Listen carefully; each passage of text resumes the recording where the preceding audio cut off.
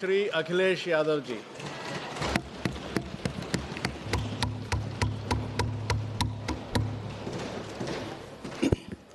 मैं सबसे पहले सभापति महोदय आपका मैं धन्यवाद देता हूं कि मुझे आपने बजट पे बोलने का समय दिया है।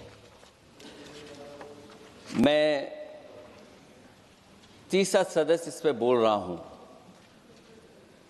मैं अभी में से पूर्व कांग्रेस पार्टी के नेता माननीय शशि थरूर जी जो बात कह रहे थे, उन्होंने बहुत सारे आंकड़े दिए हैं। सभापति महोदय, वही मिलते जुलते आंकड़े हमारे पास भी हैं। जब कभी जवाब आए तो शायद उन आंकड़ों का जवाब भी आए। और जब वो अपनी बातों को ख़त्म कर रहे थे तो वो एक शेर पढ़ के गए हैं। मिर्ज़ा गालिब का एक शेर पढ़ के गए हैं सभापति महोदय। सभापति महोदय, यही शेर अगर बीजेपी को पढ़ना होता तो बीजेपी कैसे पढ़ती? अगर यही शेर बीजेपी को पढ़ना पड़ता तो वो पढ़ते कि हमको मालूम है स्वर्ग की सच्चाई, लेकिन दिल को बहलाने के का गालिब ये ख्याल की जगह सोच अच्छा है। सभापति महोदय, यही फर्क है। सबका साथ, सबका विकास। सभापति महोदय, बोलने से पहले मैं जब बजट को देख रहा था और अक्सर सरकार को पिछले कई सालों से चलता हुआ मैं देख रहा हूं, मैं कहना चाहता हूं, क्यों झूठे ख्यालों में दिन रात करें, जो बनाते हैं हवा में बातों के महल, आओ उनसे कुछ जमीनी बात करें। सभापति महोदय, बजट आने से पहले और बजट आने के बाद पूरा देश और पूरे देश में ये बहस चल रही थी कि अमेरिका को लेकर के डील होने जा रही है।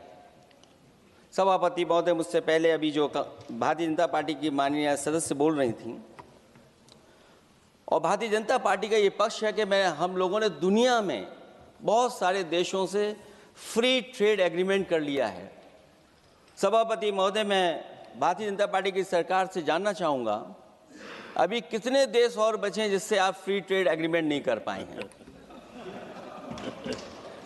कुछ ऐसे भी देश बचे होंगे शायद जिनसे आपकी इच्छा होगी कि हम फ्री ट्रेड एग्रीमेंट कर लें। और सभापति महोदय, का फ्री ट्रेड एग्रीमेंट हो भी जाते हैं।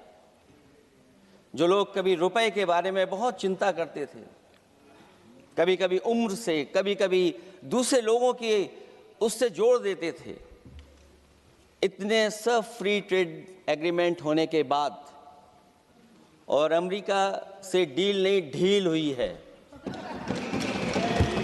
उसके बाद हमारा रुपया कहां पहुंचेगा? और अगर यही डील होनी थी तो 11 महीने इंतजार क्यों कराया? अगर यही डील होनी थी सभापति महोदय, तो 11 महीने किस बात का इंतजार था? हमारे कारोबारियों को या हमारे जितने भी उद्योग से जुड़े लोग हैं, उनके साथ ये परेशानी क्यों? बजट पर सबसे पहला सवाल यही है कि डील पहले बनी है बजट।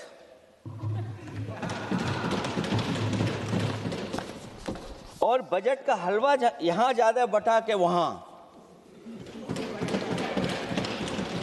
सभापति महोदय, स्वदेशी, आत्मनिर्भर, ये शब्द तो बहुत अच्छे लगते हैं,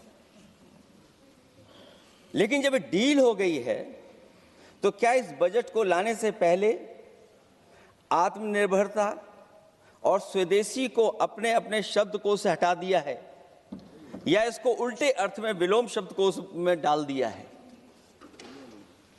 और ये डील नहीं है जो हम आप सब समझ पा रहे हैं।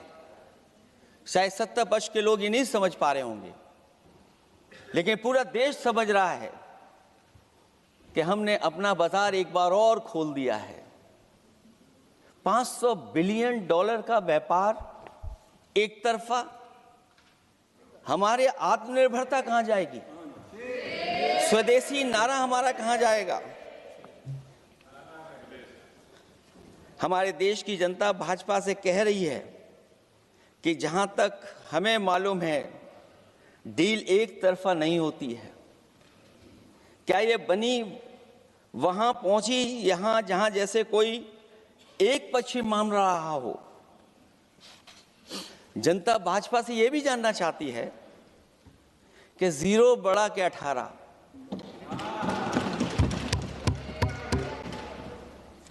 सभापति महोदय, भाजपा का समझौता गणित क्या यह है कि 18 0 के बराबर है? क्या 18 हमारा 0 के बराबर है? देश के किसानों, दुकानों, उद्योगों को बचाने के लिए खोखले शब्दों के अलावा भाजपा के पास कोई और सुरक्षा कवच या संरक्षण योजना है कि नहीं है? इसलिए मैं सभापति महोदय कहना चाहता हूं, ये बजट दिशाहीन है।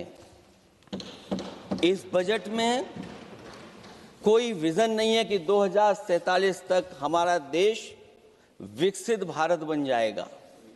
और हम जैसे लोगों को, समाजवादियों को तो सरकार से पहले ही उम्मीद नहीं थी, और जिस सरकार से उम्मीद न हो उसकी बजट से क्या उम्मीद होगी। इस बजट में पीडीए के लिए कुछ भी नहीं है। कोई योजना दलित, पिछड़ा, महिला, गरीब, अल्पसंख्यक या नवयुग के विकास के लिए नहीं लाई गई है। ऐसा लग रहा है कि सरकार ने इनके बारे में सोचना ही छोड़ दिया है। और अगर जीडीपी हमारी 7% है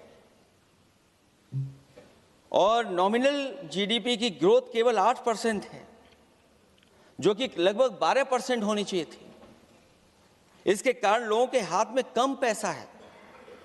और कारण यह भी लगता है कि हमारा प्राइवेट इन्वेस्टमेंट नहीं आ पा रहा है।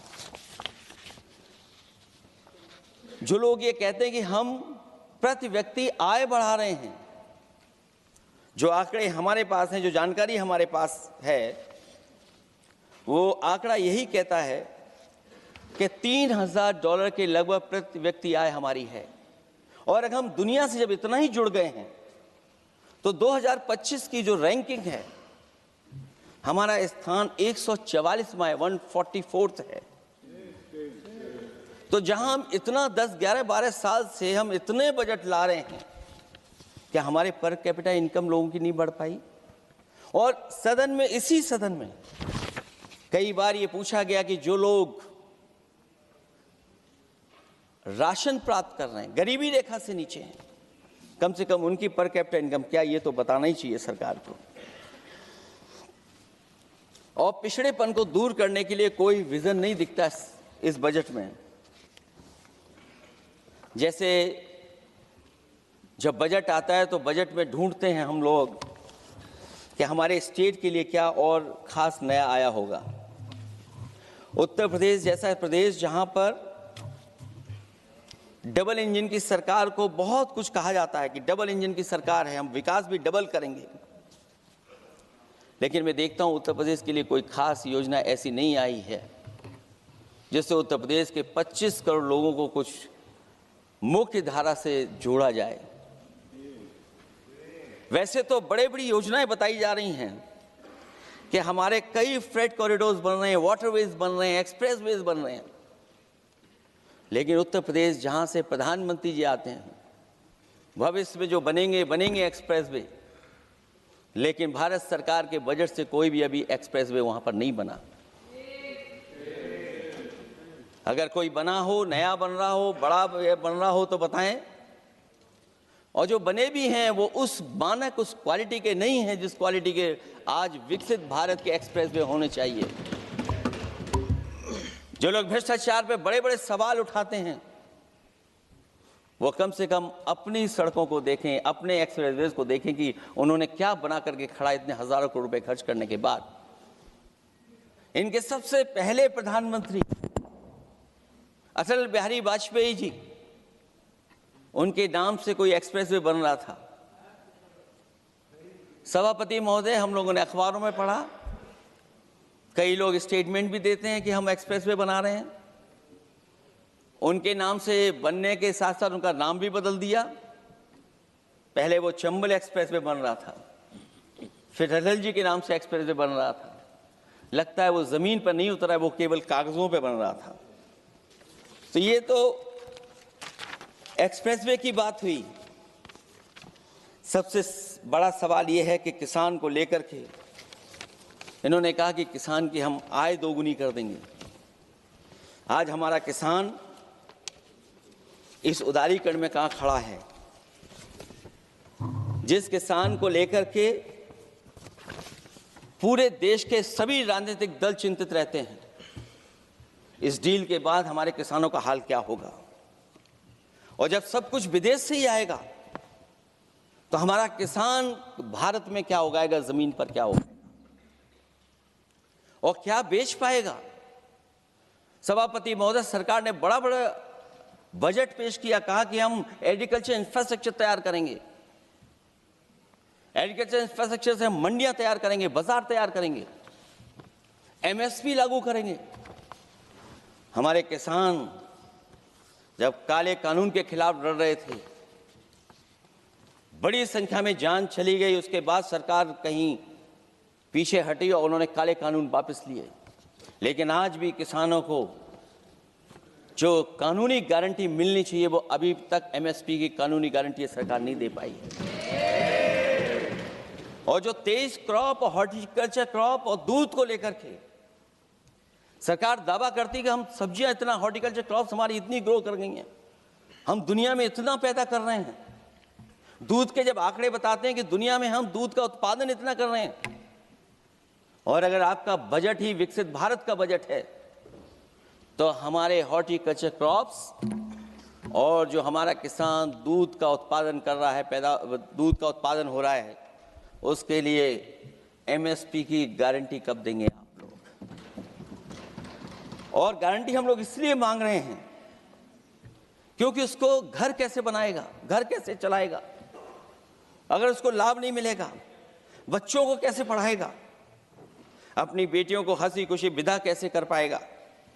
और इधर तो जहां फसल की कीमत नहीं मिल पा रही है, सभापति महोदय, सोने के भाव कहां पहुंच गए हैं? पहले गरीब सोचता था जब हम अपनी बेटी की विदा करेंगे तो कुछ सोने का एक सामान खरीद करके दे देंगे उसको।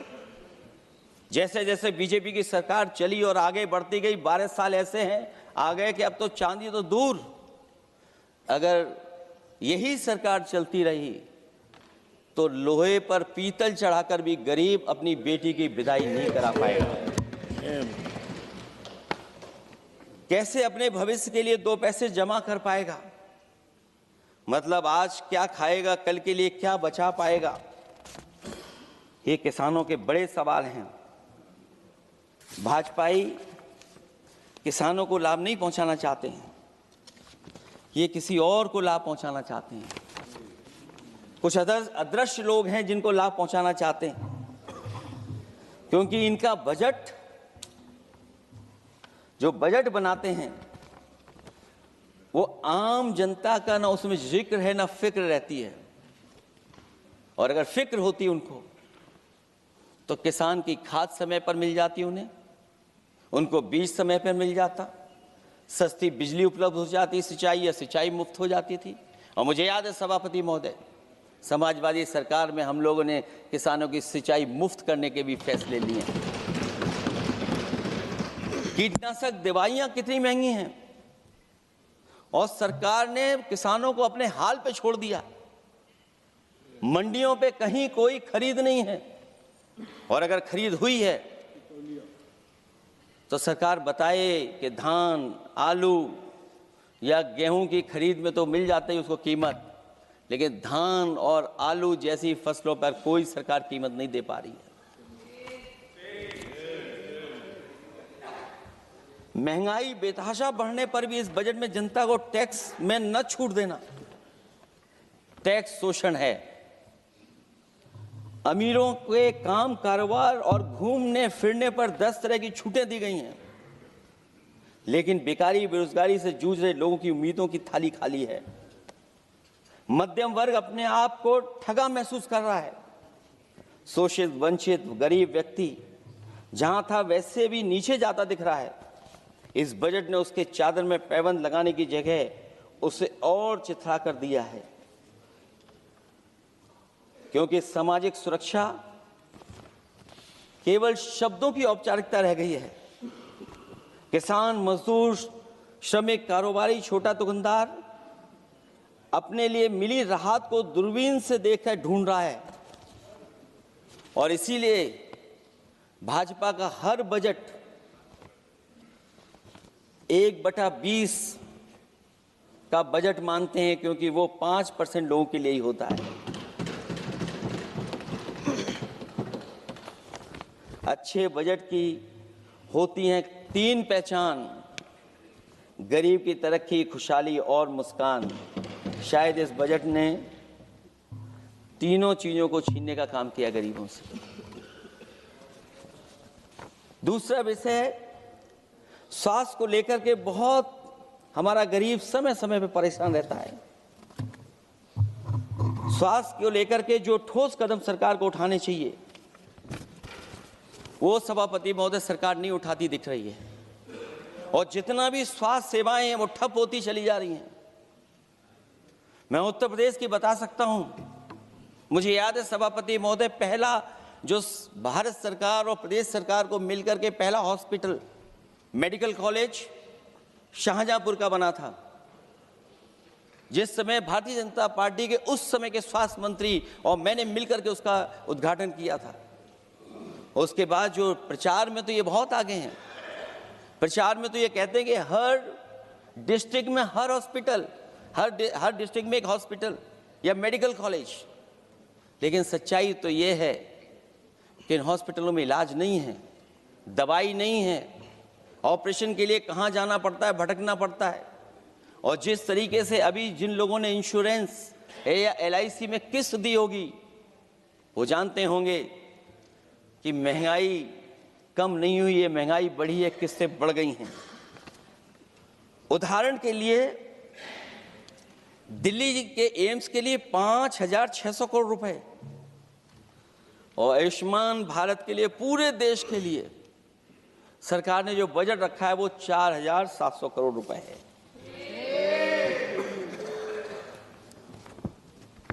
सुनते हैं पहले उपवन में हर ऋतु में बहार गाती थी, कलियों का तो कहना ही क्या, मिट्टी में खुशबू आती थी। ये भी ज्ञात हमें उपवन में कुछ ऐसे भौरे आए थे, सारा चमन कर दिया मरघट, अपने साथ जहर लाए थे। लेकिन अगर चमन वाले ही भौरों के रंग ढंग अपनाएं, माली तुम ही फैसला कर दो, हम किसको दोषी ठहराएं। सभापति महोदय, मैं उत्तर प्रदेश से आता हूं, जहां पर प्रधान संसदीय क्षेत्र है। राजमाता पूजनीय अहिल्याबाई होलकर जी, उनकी मूर्ति थी, उसको बुलडोजर से तोड़वा दिया। सभापति महोदय, कोई कल्पना कर सकता है एक मणिकर्णिका घाट जो हमारी पौराणिक पहचान रही, सदियों से हमारी विरासत की पहचान रही, सनातनी काशी की विरासत रही, वहां पे इनकी सरकार ने प्रधान संसदीय क्षेत्र में बुलडोजर चला करके हमारी पूजनीय अहिल्याबाई होलकर की मूर्ति को इन्होंने तोड़ने का काम किया। और सभापति महोदय, केवल एक मूर्ति नहीं, वहां पर अगर हम गिनती करेंगे, 1 नहीं, 2 नहीं, 3 नहीं, 4 नहीं, 5 नहीं, 6 नहीं, 7 नहीं, लगभग 100 मंदिरों को तोड़ने का काम इसी सरकार में हुआ है। केवल मंदिर नहीं तोड़े गए सभापति महोदय, एक antique bell donated by Nepal नरेश, जो घंटा बजता था, सभापति महोदय, जो घंटा बजता था, नेपाल नरेश जिन्होंने गिफ्ट किया था, वो घंटा भी लापता है।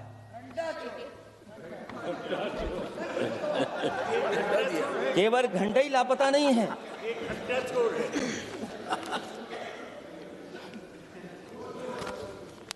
सभापति महोदय, नमामि गंगा को लेकर के हमारे कानों में अभी भी वो बातें गूंजती हैं कि माँ गंगा ने मुझे बुलाया है। क्या बात है कि पिछले 11 साल से माँ गंगा ने बुलाया ही नहीं किसी को। माँ गंगा बह रही हैं, जो उसके पैरामीटर्स हैं, जिस पैरामीटर्स को हर दिन नापा जाता है, उसमें डिसॉल्व ऑक्सीजन, सीओडी, बीओडी और तमाम पैरामीटर्स आज किस हालत में है माँ गंगा। कोई कह रहा था कि अब गंगा बहकर के दूर तक जाएंगी, लेकिन शायद वो ये नहीं जानते होंगे कभी कभी उल्टी गंगा भी बहती है। जब उल्टी बहेगी तो यूपी के आते आते आप बाहर हो जाएंगे। सभापति महोदय, नमामि गंगा, मां गंगा में जुड़ने वाली नदियां, वरना नदी को एक संरक्षण कैसे हो, ब्यूटिफिकेशन कैसे हो, रिवर फ्रंट कैसे बने, उसकी शुरुआत की थी। लेकिन सभापति महोदय, इनकी बुलडोजर सरकार ने उसका काम रोक दिया। काली नदी किस हालत में है। यमुना के बारे में दिल्ली की सरकार जब बनानी थी तो कहा कि हम दुनिया का सबसे बेहतर रिवर फ्रंट बनाएंगे यमुना पर। इसी राजधानी में कहा गया। आज बताइए यमुना की हालत क्या है। और अगर यमुना दिल्ली में गंदी हो रही है तो ये बह करके जब यूपी जाती है तो मथुरा में भी गंदी है। और थोड़ा बहुत साफ गंगा इसलिए हो जाती है क्योंकि जब चंबल का पानी उसमें जुड़ता है, थोड़ी बहुत यमुना साफ हो जाती है। उसके बाद यमुना में भी कोई सफाई का सरकार ने इंतजाम नहीं किया। और आज भी मैं कहता हूं, देश का सबसे अच्छा रिवर फ्रंट अगर कहीं बना है तो लखनऊ में बना है, गोमती रिवर फ्रंट। जो लोग ये कहते हो कि दूसरा रिवर फ्रंट अच्छा है, मैं उनसे कहूंगा कभी लखनऊ के रिवर फ्रंट पर भी घूम करके आइए, तब आपको मालूम पड़ेगा कि रिवर फ्रंट क्या होता है। 26 जनवरी इसी वर्ष मैंने एक प्रतिष्ठित अखबार को पढ़ा और उसमें देखा मैंने कि high uranium in India's ground water samples लिए गए हैं।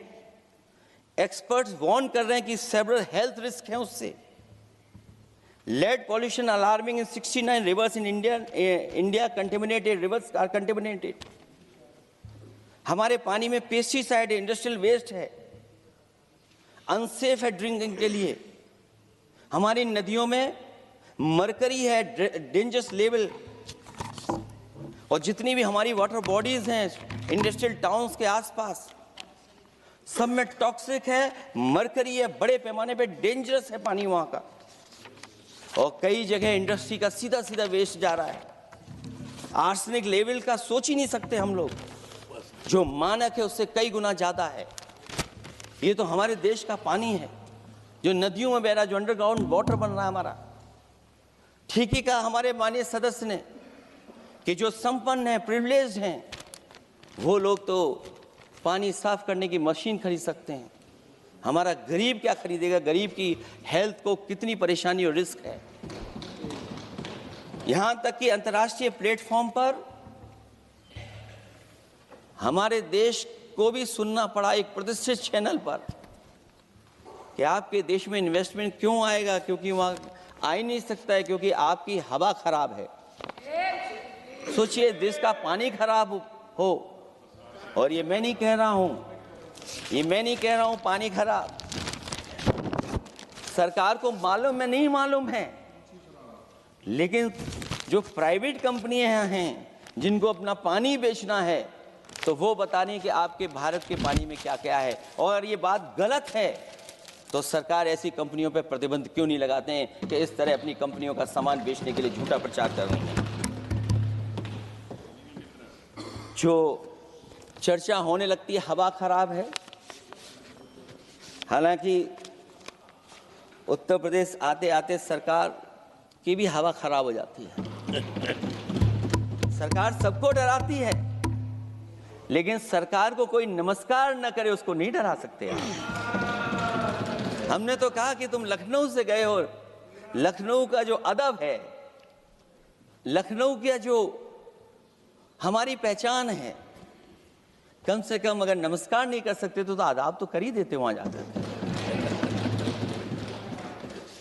जो लोग पिछड़े पीडीए उनके पक्षधर बनते हैं, आरक्षण को लेकर के कहते हैं कि हम आरक्षण देंगे, उनकी सरकारों में क्या अपॉइंटमेंट हो रहे हैं।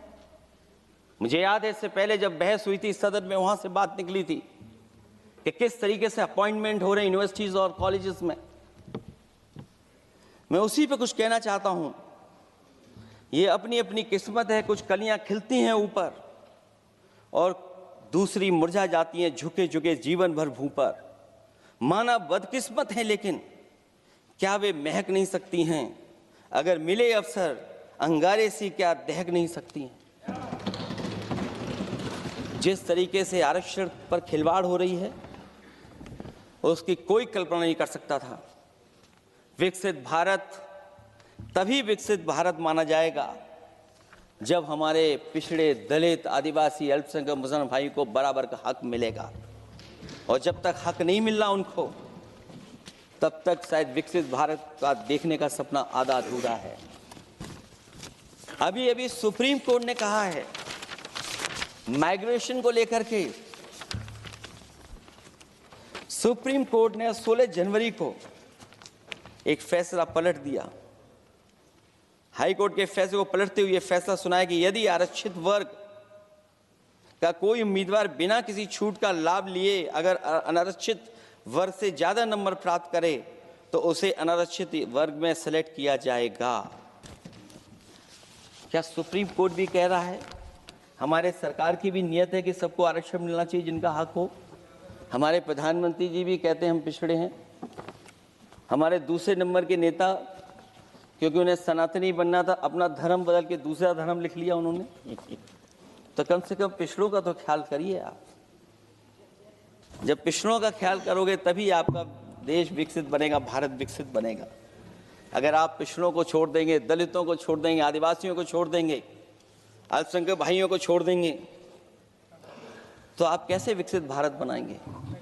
एक आर्थिक बराबरी है, दूसरी सामाजिक बराबरी है। और मुझे लगता है बजट से न आर्थिक गैर बराबरी दूर हो रही है, न सामाजिक गैर बराबरी दूर हो रही है। और इनकी सरकार में कितना भेदभाव है। सभापति महोदय, केवल चुनाव जीतने के लिए सोचिए। एक 72 साल के बुजुर्ग पर मोईद खान साहब, आप जानते होंगे आपके क्षेत्र में, बदरसा टाउन एरिया। सभापति महोदय, बीजेपी का लक्ष्य केवल है चुनाव जीतना। इन आंकड़ों से क्या मतलब? और आंकड़ों के अगर ये ठीक आंकड़े होते सभापति महोदय, तो इन्होंने कहा था कि बुलेट ट्रेन हम 1 लाख करोड़ की बनाएंगे। आज बुलेट ट्रेन 2 लाख करोड़ की कैसे हो गई? सभापति महोदय कहा कि हम 1 लाख करोड़ में बनाएंगे बुलेट ट्रेन। और बुलेट ट्रेन केवल संपन्न स्टेटों में क्यों? हमारे बंगाल, बिहार और यूपी में क्यों नहीं? और अगर आप हाई स्पीड बुलेट ट्रेन लाना चाहते हैं तो 1 लाख करोड़ का बजट दिया था, 2 लाख करोड़ बजट हो गया। यूपी में जब बनेगा तो पता नहीं कब बनेगा, कौन जानता है कब बनेगा। चुनाव जीतने के लिए इनकी सरकार के लोगों ने झूठा फंसाया। ये सब जुमला है, जुमला। झूठा फंसाया, और इसलिए फंसाया कि वो मुस्लिम है, इसलिए फंसाया। 72 वर्ष के बुजुर्ग को 19 महीने जेल में रखा गया। समाजवादी पार्टी को बदनाम किया गया, और केवल इसलिए कि चुनाव जीत जाए आप, अयोध्या का चुनाव जीत जाए, क्योंकि अयोध्या का चुनाव हारे थे आप लोग। मैं अयोध्या की महान जनता का धन्यवाद देता हूं कि उन्होंने कम्युनल पॉलिटिक्स का समापन किया है। वो विकास के रास्ते पे जाना चाहते हो। मैंने पहले भी कहा, फिर कहता हूं, आपका विकास अयोध्या का तो मैं जानता हूं कैसा है, क्योंकि लोगों ने काशी को क्यूटिव बनते नहीं देख पाए। अगर हम सब सदस्य हैं और हमारे प्रधान संसद के संसदीय क्षेत्र को अगर हम क्यूटो न बना पाए, आप विरासत मिटा रहे हैं वहां पर। कई सौ पुरानी दाल मंडी जिसमें केवल वोट नहीं मिलता, इसलिए दाल मंडी को आप डिमोलिश कर देंगे आप। अल्पसंख्यक बनारस और इसको अयोध्या को जीतने के लिए 72 वर्ष के एक व्यक्ति को झूठा केस लगाया, झूठा फंसाया, जेल भेज दिया। और न केवल उसको जेल भेजा बल्कि उसकी दुकानें और उसकी बेकरी पर भी बुलडोजर चला दिया आपने। क्या डेमोक्रेसी में हमारे बुलडोजर का कोई स्थान है क्या? हाई कोर्ट कहता है कि आप फैसला सुना सकते हैं क्या? कोर्ट कहता है कि आप कौन हो गए फैसला सुनाने वाले लोग? और फिर आप लोग कहते हैं कि हर घर जल और नल।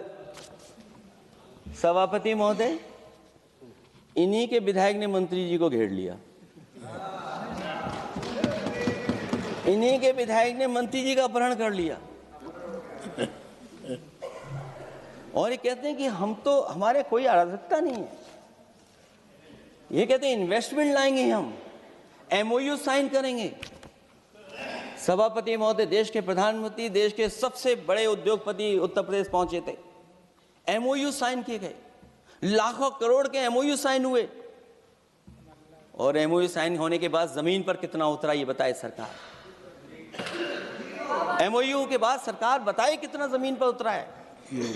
इन्होंने जब कश्मीर का 370 हटा रहे थे सभापति महोदय,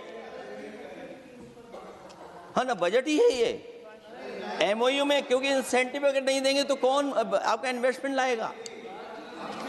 ये राज्य का विषय नहीं है सभापति, राज्य से प्रधानमंत्री आते हैं। और आपने ये कहा कि प्रधानमंत्री के क्षेत्र में हमने देश में कहा कि हमने 1000 किलोमीटर मेट्रो बिछाई है। आपने देश के प्रधानमंत्री के क्षेत्र में क्यों नहीं मेट्रो बिछाई? क्यों नहीं बिछाई आपने? आपने देश के प्रधानमंत्री के क्षेत्र को एक्सप्रेस वे से क्यों नहीं जोड़ा आपने?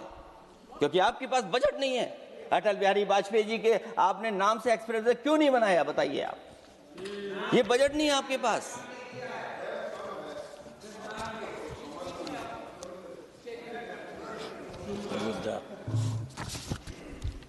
अयोध्या एयरपोर्ट घोटाला, एयरपोर्ट बनते ही पानी टपकने लगा। एयरपोर्ट तो दिल्ली का है, बजट तो दिल्ली ने दिया होगा। अयोध्या रेलवे स्टेशन, हमारे कन्नौज का रेलवे स्टेशन बनते ही गिर गया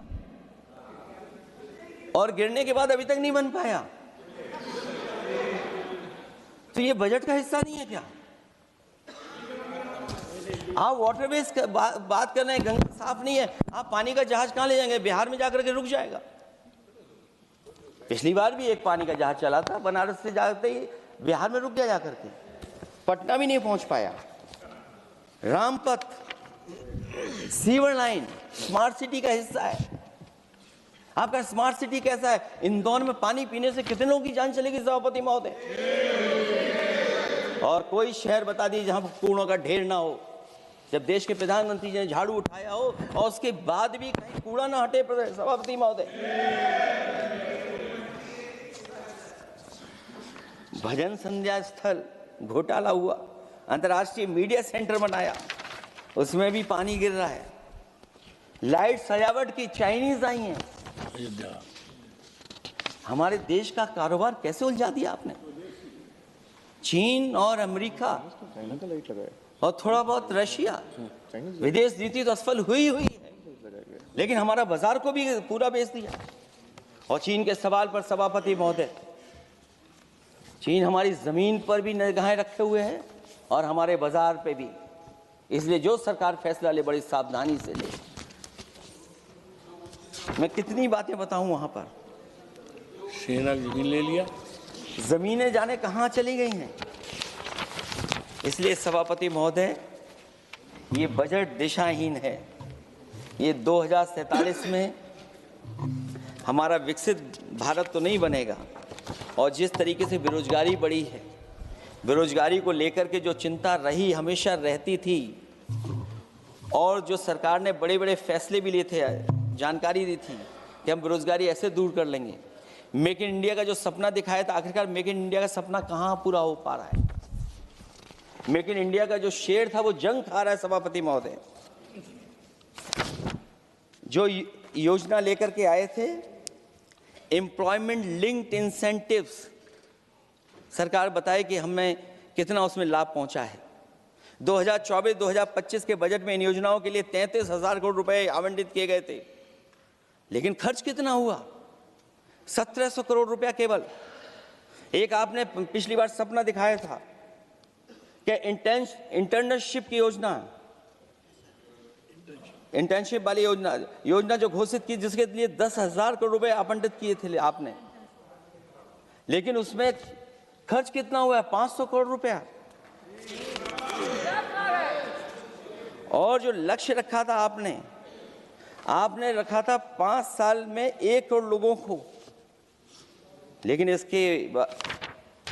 इसमें आए कितने? 1,65,000 लोगों ने फॉर्म भरा, ऑफर दिया उन्होंने, लेकिन फाइनली जिसमें ऑफर जिसका सिलेक्ट हुआ वो केवल 16,000 लोगों को काम पहुंचा है। सोचिए, हमारा देश इतना बड़ा, जहां करोड़ों को आप इस योजना से जोड़ना चाहते थे, केवल 16,000 लोग जाएंगे उसमें।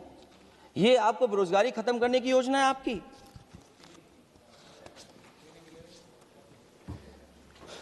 माननीय वित्त मंत्री जी के सदन के सामने स्थिति स्पष्ट करनी चाहिए कि मनरेगा एक महत्वपूर्ण योजना थी जिसमें गरीबों को ग्राम स्तर पर रोजगार मिलता था, राइट टू वर्क के अनुसार थी। इस योजना को समाप्त करते हुए आपने क्या नाम रखा है? बीबी राम जी। और हमारे राम जी कहाँ बैठे हैं? कहाँ हैं हमारे राम जी? पीछे बैठे, जिन्हें बचपन से हम देखते आए राम जी। ये हमारी खुशकिस्मती है कि राम जी सदन में बैठे हैं, लेकिन आप राम जी का अपमान कर रहे हैं। आपको उनको यहाँ नहीं बैठा सकते, आपको यहाँ बैठाना चाहिए नंबर 2 पर। अगर आप सच्चे मायने में सभापति महोदय बीपी राम जी, आप कृपया देखिए, वित्त मंत्री राम जी को ही नहीं जानती हैं। अखिलेश जी हे भगवान, हम क्या करें अब? अखिलेश जी आप कृपया बजट पे आ जाइए। आप कृपया बजट पे आ जाइए अखिलेश जी। सभापति महोदय बजट पे आइए, बजट पे आइए। एक मिनट, क्या बोले? फिर बोलना दोबारा। नहीं, आप बजट क्या बोलिए? नहीं, सभापति जी बोलिए। नहीं सभापति महोदय, नहीं, जिन्होंने गोली चलाई वो आपका राम मंदिर बना रहे हैं। सभापति महोदय, जिन्होंने गोली चलवाई वो राम मंदिर बनवा रहे हैं। अगर कुछ पता ना हो तो जाकर के पूछ लेना, पता कर लेना। आधी अधूरी जानकारी के साथ मत आया करो यहाँ पर। अब आप बताइए सभापति महोदय, बीवी राम जी नाम बदल दिया आपने।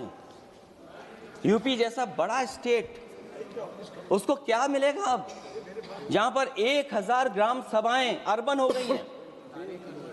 जब 1,000 ग्राम सभाएं अर्बन हो गई हैं और 40% व्यय प्रदेश सरकारों पर डाल दिया गया है, ये स्कीम कैसे चलेगी आपकी?